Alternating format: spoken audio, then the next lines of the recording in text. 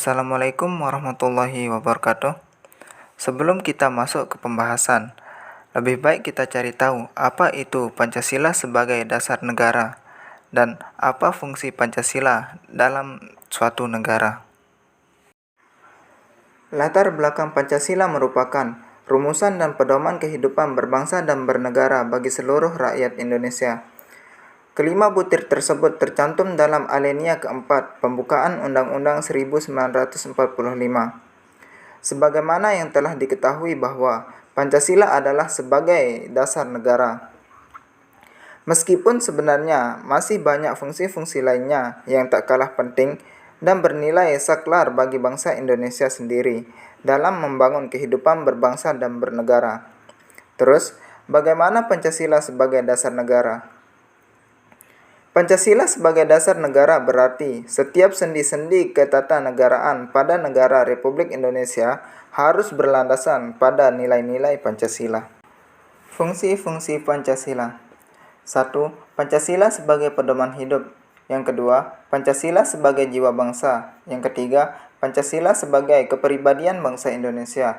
Yang keempat, Pancasila sebagai sumber hukum. Dan yang kelima, Pancasila sebagai cita-cita bangsa. Adapun fungsi Pancasila sebagai sumber segala sumber hukum mengandung arti bahwa Pancasila berkedudukan sebagai, yang pertama, ideologi hukum Indonesia, yaitu kumpulan nilai-nilai yang harus berada di belakang keseluruhan hukum Indonesia. Yang kedua, asas-asas yang harus diikuti sebagai petunjuk dalam mengadakan pilihan hukum di Indonesia. Dan yang terakhir, sebagai suatu pernyataan dari nilai kewajiban dan keinginan bangsa Indonesia juga dalam hukumnya. Hai, saya Febi Wahid Detunadaha. Saya akan menjelaskan latar belakang dari kasusnya, yaitu kasus korban bunuh pelaku begal di Lombok Tengah yang terjadi pada tanggal 10 April 2022. Kasus korban pembegalan, jadi tersangka setelah membunuh dua pelaku pembegalan di Lombok Tengah, NTB, tepatnya di Jalan Desa Ganti.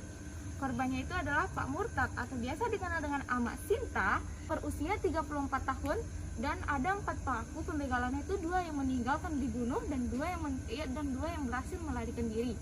Sebelumnya Pak Murtad itu sempat dijadikan tersangka karena diklaim atau dinilai telah menghilangkan atau melakukan penghilangan paksa. Selain menetapkan korban menjadi tersangka dalam dugaan kasus pembunuhan dan pengayaan, dan 2 begal berinisial WH dan HU, warga dari Beleka yang berhasil melarikan diri, juga ditetapkan sebagai tersangka yang dalam kasus tindak pidana curang yang dimana dan juga korban begal dikenakan pasal 338 KUHP, yaitu menghilangkan nyawa seseorang yang melanggar hukum.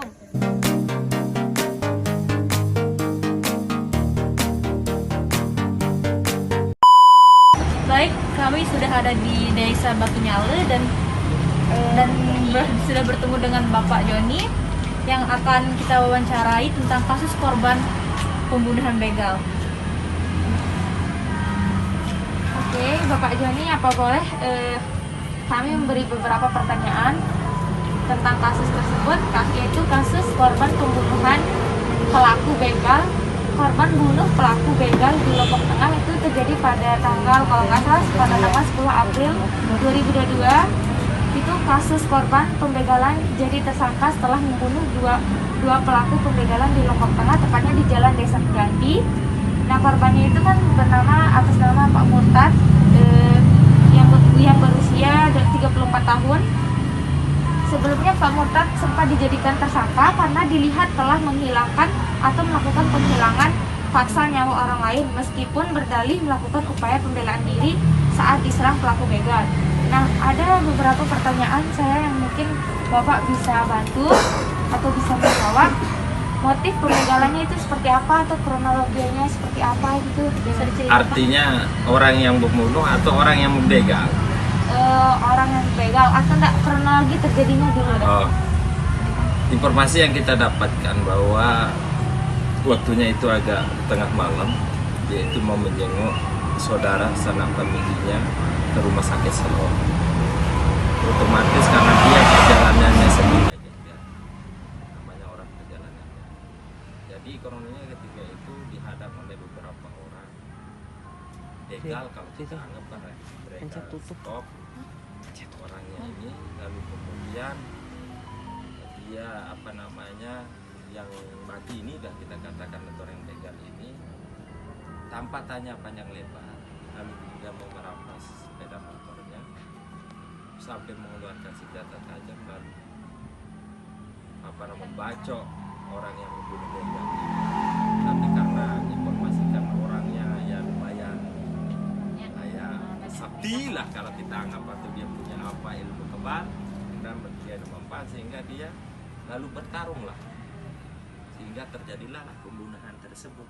Jadi bukan artinya dia itu membacok dulu, tapi dalam bentuk pertarungan kayak kita misalnya silat langsung begitu, udah mesiat kalau bahasa sini tuh.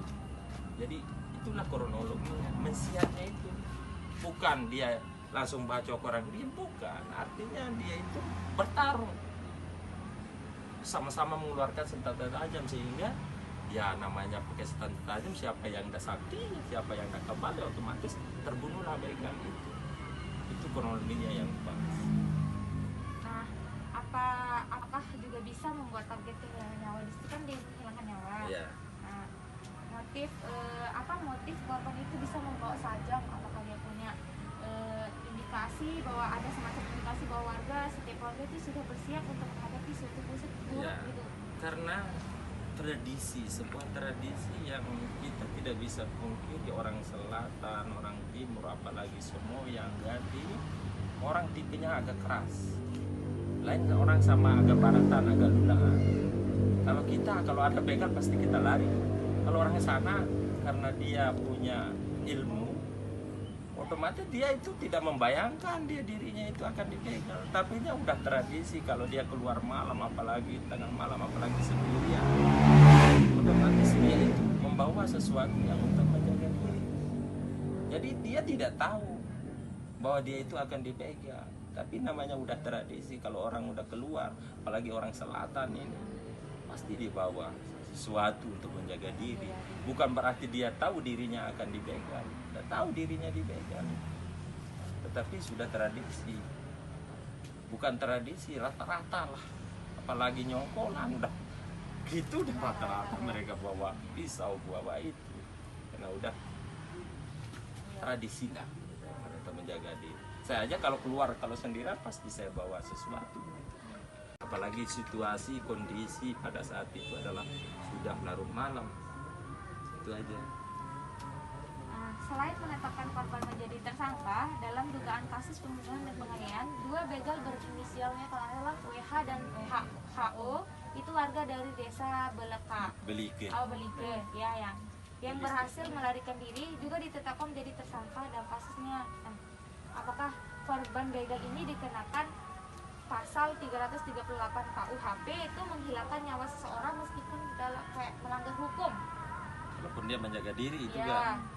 sama apa dia masuk ke pasal 351? Seperti yang saya katakan, bahwa karena kondisi itu bukan berarti dia itu orang diam lalu dia membaca, bukan kan.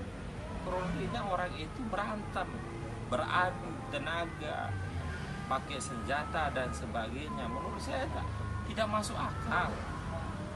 Tidak masuk ya, bukannya karena seimbang. Coba dia hanya diam, hanya stop terus lalu tidak ada reaksi, dia membacok dan sebagainya, tidak mungkin.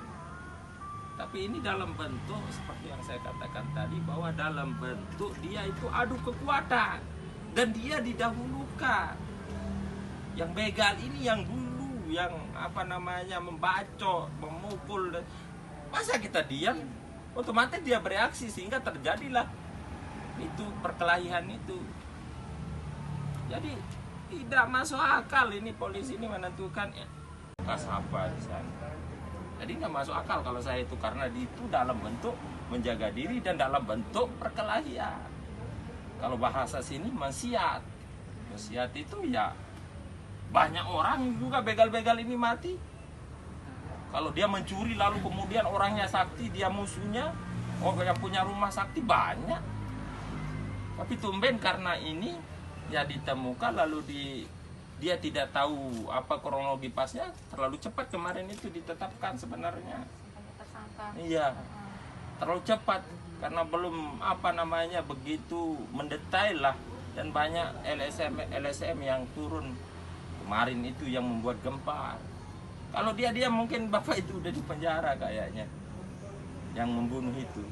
Bukan membunuh kalau saya, ya dia kalah dalam pertarungan lah. Kalau dia membunuh, ya saya nuduh kamu tidak ada apa-apa lalu saya bunuh, baru itu ya cocok dia hukuman yang itu, dikenakan pasal yang gitu. Itu aja. Jadi menurut Bapak itu termasuk overmatch atau diatur dalam pasal 48 Kitab Undang-Undang Hukum Pidana atau KUHP, yakni orang tak dapat dipidana karena pengaruh daya paksa. Iya, karena menjaga diri dan sebagainya. Kalau saya tidak, kalau begitu banyak pencuri jadinya kalau begitu. Jadi menurut Bapak dari kasus tersebut masuk ke sila berapa? Yang kedua tadi, butir keempat, tidak semena-mena terhadap orang lain. Pancasila-nya berapa? Pancasila, 1, ketuhanan yang Maha Esa. 2, kemanusiaan yang adil dan beradab. Nah, itu aja. Kenapa Bapak bisa menyebutkan kalau kasus ini termasuk Pancasila kedua? Karena melihat kalau kita itu adalah semua di mata hukum itu sama, ya, sama. Tapi kronologi yang saat ini ya, bahwa saya tidak melihat secara langsung, tapi faktanya secara menyeluruh bahwa kita berada di sini sangat-sangat dikucilkan orang bawah ya. Tetapi karena sekarang media sosial banyak dan LSM banyak, kita mendapatkan lah namanya keadilan itu. Kalau dulu lihat polisi aja kita takut, lihat sepatunya aja takut, sekarang sudah enak ya. Itu aja. Jadi kesimpulan yang bisa kita ambil dari masalah pembegalan yang ada di Desa Ganti yaitu Pancasila merupakan sumber dari sumber segala hukum berdasarkan masalah tersebut yang mencakup Pancasila kedua dan Pancasila kelima. Dari Pancasila kedua terkait HAM atau hak asasi manusia yang dimana terindividu dari pihak korban maupun pelaku, yaitu hak untuk membela diri dan hak untuk hidup. Sedangkan dari sila Pancasila kelima yaitu mencakup semua masalah dari kedua pihak, yaitu pihak pembenar dan pihak pemaaf. Karena masalahnya tidak sempat dibawa ke pidana atau ke meja hijau dan tidak dilanjuti dari hukum yang lebih dalam seperti yang tertera dalam overmatch dalam pasal 48 KUHP, yakni orang tidak dapat dipidana karena pengaruh daya paksa. Sekian dari wawancara kelompok kami. Assalamualaikum warahmatullahi wabarakatuh. Bye bye.